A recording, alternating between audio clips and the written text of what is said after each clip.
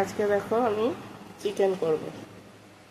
ঠিকঠাক কড়াইটা দেখা যাচ্ছে কি আমি বুঝতে পারছি না, তবে মনে হচ্ছে দেখা যাচ্ছে। আচ্ছা,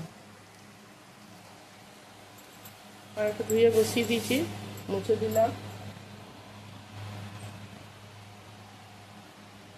এবার তেল দিয়ে দিলাম, এই 3 টেবিল চামচ মতো তেল দিয়ে দিলাম।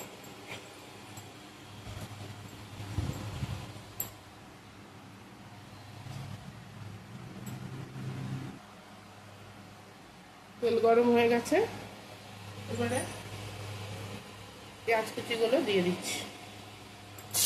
এখানে আমার 500 মাংস আছে, আমি 3টে বড় বড় পেঁয়াজ দিচ্ছি। মুরগির মাংসে পেঁয়াজ বেশি লাগে, আর খাসির মাংসে পেঁয়াজ কম। পেঁয়াজটা ভাজা হোক, আমি আবার আসছি। পেঁয়াজের কালারটা চেঞ্জ হয়ে গেছে, এবারে আমি আদা, রসুন, টমেটো আর শুকনো লঙ্কা বেটে রেখেছি, সেটা দিয়ে দেবো।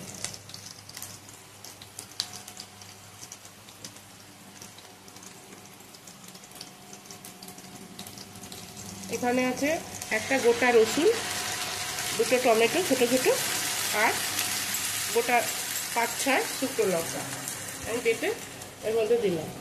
আর আদারটা আমি সেপারেট বাটি, আদা অনেক কাজে লাগে তো, তাই জন্য একটু সেপারেটই বাটি, ওটা দিচ্ছি।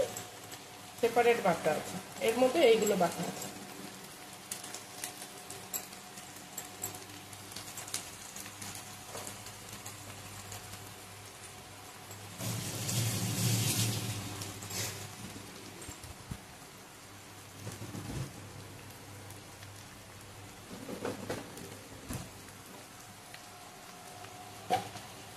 আদা আমার সেপারেট বাটা থাকে, এই আদা এখন আমি দিয়ে দিলাম 1 চামচ।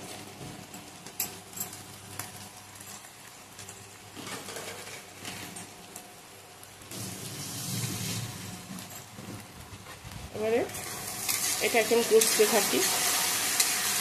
হ্যাঁ, এর মধ্যে এখন একটু দিয়ে দেবো হচ্ছে তোমার নুন। নুন দিলে সব কিছু তাড়াতাড়ি, টমেটো তাড়াতাড়ি গলবে। এখানে দিয়ে দিলাম অল্প একটু নুন,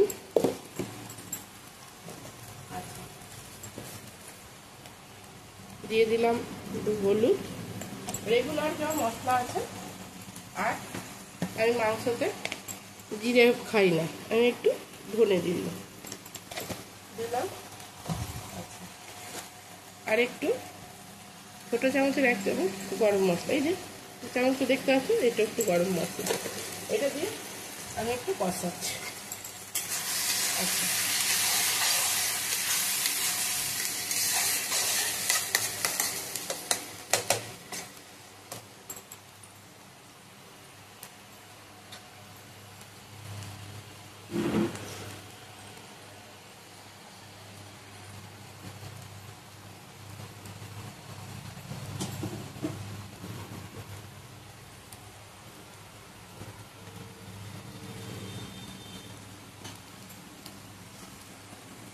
মশলার বাটি ধোয়া যে জলটা আছে, সেই জলটা আমি একটু দিয়ে দিলাম, মানে তলটায় লেগে যাবে। একটু জল দিলে ভালো কষা হবে। আচ্ছা, কষে আমি আসছি, মশলাটা কষা হয়ে গেলে আমি আসছি। আচ্ছা, প্রায় কষে এসেছে, এবারে আমি ম্যারিনেট করা মাংসটা আমি দিয়ে দেবো। এবারে কী কী দিয়ে ম্যারিনেট করা আছে, একটু নুন দিয়েছি, হলুদ দিয়েছি, আর 1 চামচ, ছোটো চামচের 1 চামচ তেল দিয়েছি, দিয়ে ম্যারিনেট করে রেখে দিয়েছি। আর কিছু দিই, এবারে এই মশলাটার সঙ্গে কষাবো।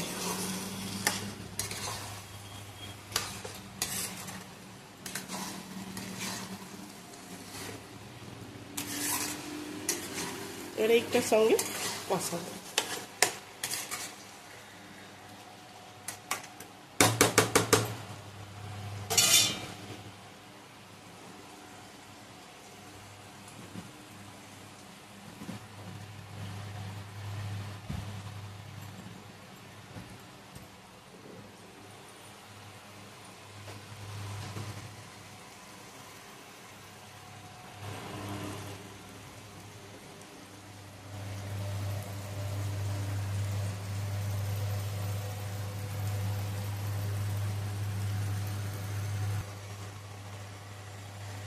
যে কষাচ্ছি, এখনো অনেকটা জল রয়েছে,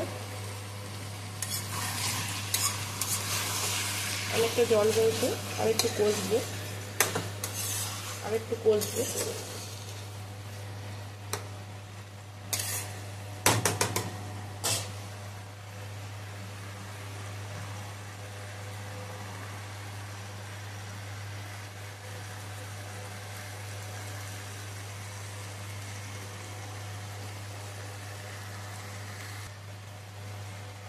এখনো আর একটু কষা বাকি আছে, একটু কষতে হবে।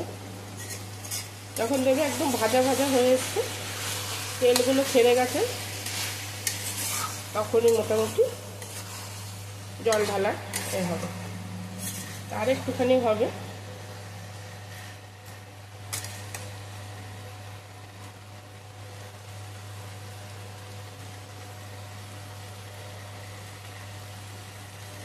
তেলগুলো পাশ থেকে বেরোতে শুরু করেছে। এবারে আমি আলুগুলো ভাজিনি, আলুগুলো আমি কাঁচাই দিই, কেন বেশি ভাজলে না রিচ হয়ে যায়, তাই জন্য ভাজি না আমি আলুগুলো আমি কাঁচাই দিয়ে দিলাম। একটা আলু ছোটো আলু 2 টুকরো করে দিয়ে দিলাম।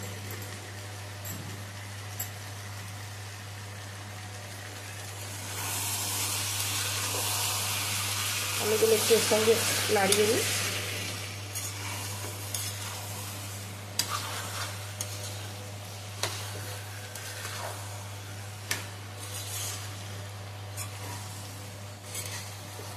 আলুগুলো নাড়ানো হয়ে গেছে। এবারে আমি করে গরম জল দিয়ে দেবো। চাইলে কেউ ঠান্ডা জলও দিতে পারে, আমার গরম জল করা আছে তাই আমি দিতে নেই। এই গরম জলটা আমি ঢেলে দেবো।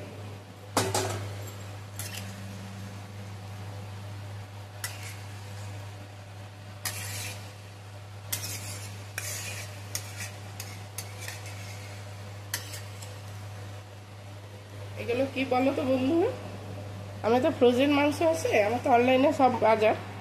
এটা হচ্ছে মাংসর উইংস, এটা হচ্ছে উইংসটা, আর এটা হচ্ছে তোমার সলিড, এটা সেই ফাইবার বলে, সেই ফাইবারটা। আমি পার্ট বাই পার্ট কিনি, যেটা আমার যখন ভালো লাগে আমি তখনই কিনে নিই।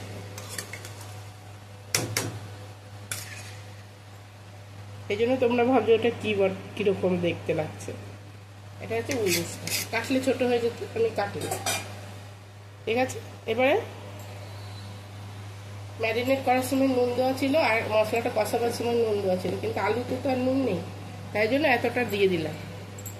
আবার যদি লাগে আমি যখন নামাবো তখন আমি দিয়ে দেবো। তাহলে একটু নুন দিয়ে দিলাম। আর এই নুন হলুদটা না আমার একটু দেওয়া স্বভাব, একটুখানি পরে আমি নুন হলুদ দিই। তাহলে এই যে নুন হলুদটা আমি দিয়ে দিলাম। এবারে ঝোলটা ফুটতে থাকুক, আমি হলে আমি ফাইনাল লুকটা কেমন আমি দেখাচ্ছি। মাংসটা ফুটছে, এই যে ফুটছে। এবারে আমি একটু একে ঢাকা দিই, না ঢাকা দিলে আলুগুলো সেদ্ধ হবে না। এবার একটু ঢাকা দিয়ে দিই, আলুগুলো একদমই তো কাঁচা, একটু ভাজা নেই, তাই জন্য একটু ঢাকা দিয়ে দিই।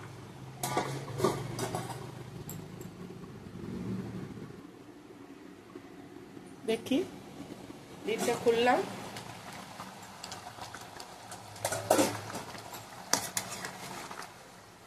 মাংসটা সেদ্ধ হয়েছে কিনা কি করে বুঝবে বলো তো?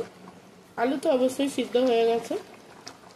হ্যাঁ, আর আমার তো ব্রেস্ট পার্টটা বেশি, ব্রেস্ট পার্টটা দেখলেই মনে হবে সিদ্ধ হয়ে গেছে। এই তো, আর উইংসটা এরকম করে উঠিয়ে দেখবে, দেখো চামড়াগুলো সেদ্ধ হয়ে গেছে। ঠিক আছে,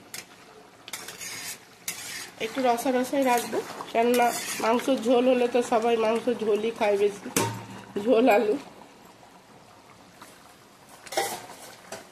আচ্ছা, এবারে আমি কি করব, একটুখানি এই যেটা কি বলে কসুরি মেথি, আমি না কসুরি মেথি কিনে গুঁড়ো করে মিক্সির বাটিতে দিয়ে একবার গুঁড়ো করে রেখে দিই। তাহলে কি হয়, গুঁড়ো থাকলে সব কিছুতে দেওয়া হয়ে যায়। তো পাতা পাতা দেখলেই আমার মেয়ে উঠিয়ে সব চলে যায়, তাই জন্য পাতাটাকে এমন করে গুঁড়ো করে দিই। দিয়ে মাংসটা এরকম করে দিলাম। ঠিক আছে,